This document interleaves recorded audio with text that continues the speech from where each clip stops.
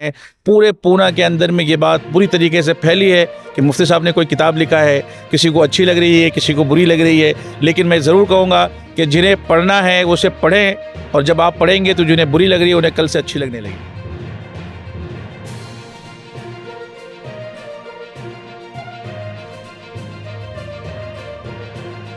आदाब नाजरीन, नवा न्यूज़ में आपका इस्तकबाल है। मैं हूं आपका मेज़बान वसीम संजर। इस वक्त हम मौजूद है पूना शहर में। यहां पर मशहूर आलिम दीन मुफ्ती मंजूर ज़ियाई साहब की किताब वक्फ तरमीमी बिल 2025 फ़ायदे और नुकसानात का इजरा हुआ है। इस वक्त हमारे साथ पुणे शहर की कई कदावर शख्सियत मौजूद है। आइए हम उनसे बात करते हैं। सर, सबसे पहले आप अपने बारे में बताइए। अनीस सोमजी, मैं पूना से हूँ, कैंप से। और आज मुफ्ती साहब को मिलके एक किताब में हमने देखे और बहुत समझने वाली चीज़ है। आज ही किताब देखे, लेकिन बहुत बेहतरीन काम जब से मुफ्ती साहब आए तब से हो रहा है। सर, ये बताएं, वक्फ का जो मसला है आज पूरे मुल्क में काफ़ी उस पर बहस हो रही है। उसमें ये किताब का इस तरह से मुफ्ती साहब की तरफ से लोगों के बीच में लाना, इसकी कितनी ज़रूरत आप समझते हैं? 100% ज़रूरत है। इसी चीज़ से आगे आएगी, इसी चीज़ से दीन आएगा, इसी चीज़ से एजुकेशन आएगा। ये नहीं होगा तो ये 10 पीढ़ी से पढ़ा है और आगे 10 जनरेशन ऐसे ही पढ़ा रहेगा। इसको करना ज़रूरी है।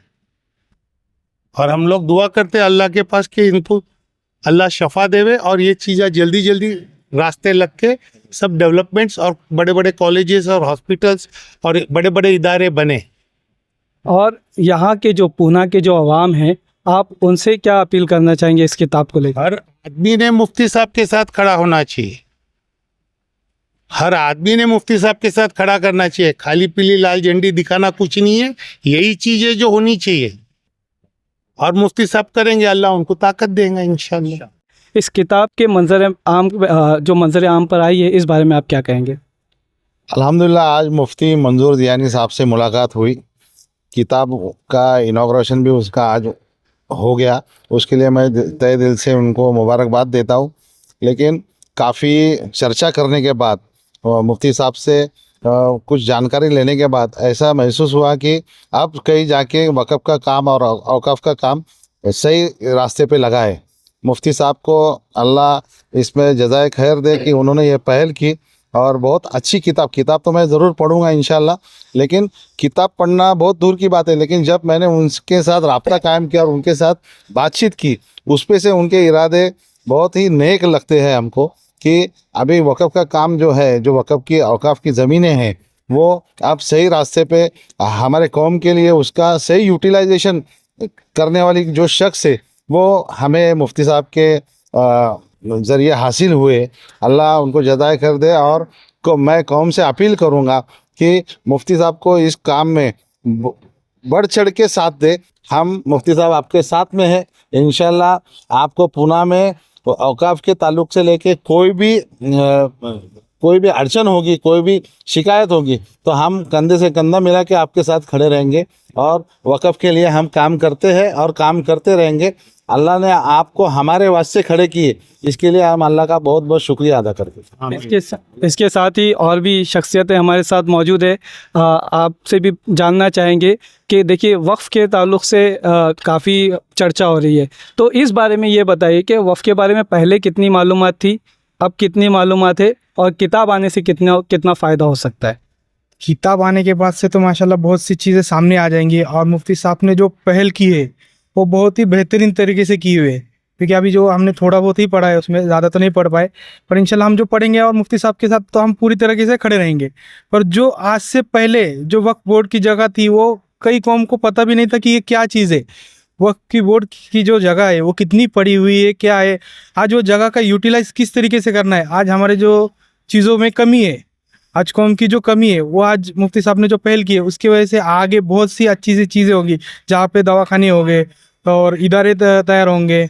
और बहुत से ऐसे कॉलेजेस जो आज मुसलमानों को जो तकलीफ़ हो रही है, पढ़ाई में दिक्कत आ रही है, तो उसके वजह से ये जो चीज़ें आई हुई है और मुफ्ती साहब ने बहुत सही तरीके से उसको ऐन मोमेंट पे उसको इस्तेमाल किया है और इसके आगे करेंगे। तो इंशाल्लाह पूरी कौम से भी हम एक रिक्वेस्ट करेंगे कि सब जन एक जगह पे आ जाए, कोई अपना जो भी झगड़ा बिगड़ा है उसको आपस में ना इत्तेफाकी दूर करके आपस में आकर मुफ्ती साहब के साथ में कंधे से कंधा मिलाकर इस चीज़ को कितने जल्दी से जल्दी आगे लेके जाए, वो हम अगर कोशिश करेंगे मिल के तो ये काम बहुत आसानी से होगा और सहूलत के साथ होगा। और मुफ्ती साहब का हम तहे दिल से शुक्रिया गुजार करते हैं कि उन्होंने इस चीज़ को हम तक पहुँचाए।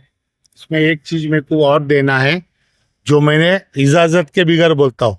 ये किताब जो है ये रीजनल लैंग्वेज, इंग्लिश लैंग्वेज और ई किताब में कन्वर्ट होवे तो यंगस्टर्स जो है जो उर्दू कम जानते हैं, अरेबिक कम जानते हैं, तो ये किताब का सर्कुलेशन जो डिटेल में जाएगा, कॉम में भी जाएगा पर कॉम में भी जाएगा। तो उतने हम मुफ्ती साहब को रिक्वेस्ट करते हैं कि इसको ई किताब करके लोकल लैंग्वेजेस में भी ये जल्दी में जल्दी देवे। तो यहाँ पे ये इसी बात पर मैं ये जो बात की है पूना की शख्सियतों ने, मुफ्ती साहब से सीधा मैं इस मामले पे बात कर लेता हूँ। मुफ्ती साहब, अभी जैसा कि इन्होंने कहा कि ये जो किताब है उर्दू ज़बान में आई है और इसको दूसरी ज़बानों में भी आना चाहिए, इस बारे में आप क्या कहेंगे?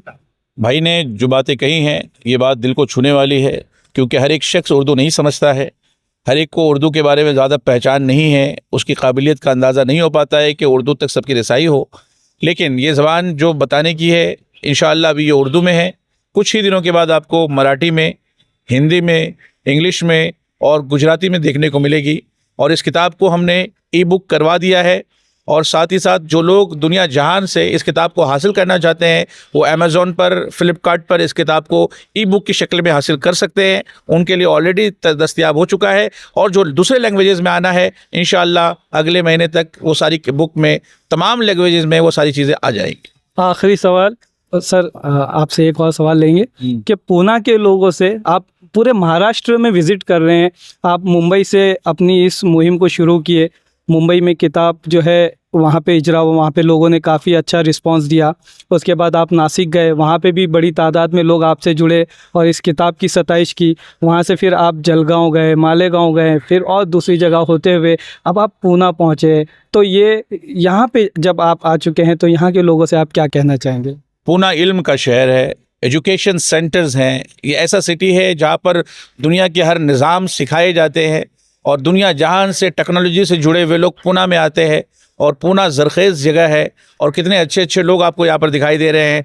पूरे पूना के अंदर में ये बात बुरी तरीके से फैली है कि मुफ्ती साहब ने कोई किताब लिखा है, किसी को अच्छी लग रही है, किसी को बुरी लग रही है, लेकिन मैं ज़रूर कहूँगा कि जिन्हें पढ़ना है वो उसे पढ़ें और जब आप पढ़ेंगे तो जिन्हें बुरी लग रही है उन्हें कल से अच्छी लगने लगेगी। मैं दुआ करता हूँ उन लोगों के लिए कि अल्लाह तबारक व तआला हमारी इस मुहिम को हर जन जन तक पहुँचाए, गरीब को उसका हक दिलाए, यतीम का सहारा बने, गरीब यतीम बच्चे जो पढ़ना चाहते हैं उनके लिए एजुकेशन सेंटर बन जाए, जो लोग हॉस्पिटल के लिए परेशान होते हैं उनके लिए वक्फ़ की तरफ से बड़ा हॉस्पिटल कायम हो जाए ताकि ये उस तमाम तकलीफ़ें दूर हों और जब उसमें पैसे वक्फ़ में जमा हो तो बेवाओं का, यतीमों का वो पैसे के ज़रिए से सहारा दिया जा सके। जैसे कि काफ़ी गुफ्तगू आपने सुनी, तमाम लोगों ने अपनी अपनी बातें रखी। यहाँ पर एक मतलब एक बहुत बुनियादी बात हम आपसे पूछना चाहते हैं कि जैसे कि वफ़ के बारे में जैसे जैसे चीज़ें मालूम पड़ रही है और ये भी पता चल रहा है कि इतने बरसों से या सालों से, कई सालों से यहाँ पर जो है वफ़ की पूरे मुल्क में जो है ज़मीनें थी, इमलाक थी, लेकिन उस पर कभी कोई अस्पताल या कुछ चीज़ नहीं बन पाई। जब ये चीज़ पता चलती है तो आपको कैसा लगता है? अस्सलाम वालेकुम। बाबा ये चीज़ जो पता चल रही है तो अभी तो हमारे को ख़राब लग रहा है। आप ऐसी उम्मीद हो रही है, आप मौलाना आए हैं, इसके लिए अभी सब हम जुड़ के वक्फ बोर्ड पे काम करेंगे और एक जितना हो सकता गरीब लोगों के लिए उधर जगह के लिए काम करें। और जो लोगों ने भाड़े से जगह लिए, हड़पे है, लोगों की प्रॉपर्टी बनी है, उस पर दबाव लाने का काम हम करें। वो खुला होने का काम हम मौलाना को कंधे को कंधा मिलाने का इंशाल्लाह हम सबकी की कोशिश है, हम ये काम करेंगे। गलत काम होने पहली बात तो देंगे नहीं, हराम का पैसा खाने देंगे नहीं और वो चीज़ पे इंशाल्लाह हम आने की कोशिश करेंगे। तो जैसे कि गुफ्तगू का सिलसिला यहाँ पर जारी है, शख्सियतें अपने अपनी राय दे रही हैं, अपनी अपनी बातें रख रही है।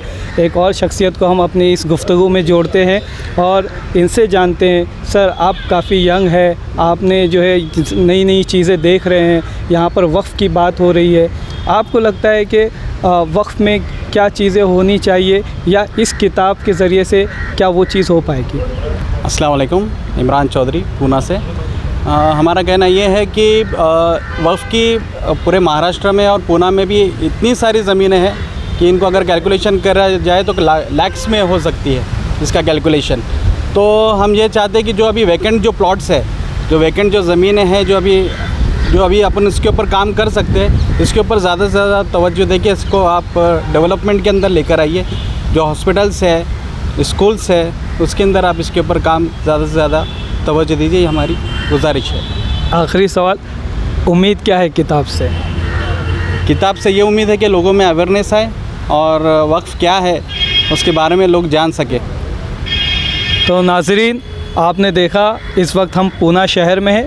पूना शहर में मुंबई शहर की मारूफ शख्सियत मशहूर आलिम दीन अल्लामा मौलाना मुफ्ती मंजूर ज़ियाई साहब की किताब वक्फ़ तरमीमी कानून 2025 फ़ायदे और नुकसानात, इसका इजरा हो रहा है। इसके इजरा के सिलसिले चल रहे हैं। अलग अलग जगह पर किताबों का इनॉग्रेशन हो रहा है और शख्सियतें अपने अपने जो है अपनी राय दे रही है, अपने तासुरात दे रहे हैं। तो यहाँ पर आपने सुना कि किस तरह से लोगों ने बात की और उन्होंने ये इस बात का यकीन दिलाया कि मुफ्ती साहब ने जो किताब लिखी है उस किताब को ज़्यादा से ज़्यादा लोगों तक पहुँचाने की ये भी कोशिश करेंगे। तो इसी तरह की ख़बरें देखने के लिए आप हमारे चैनल को लाइक, शेयर और सब्सक्राइब करना ना भूलें। शुक्रिया।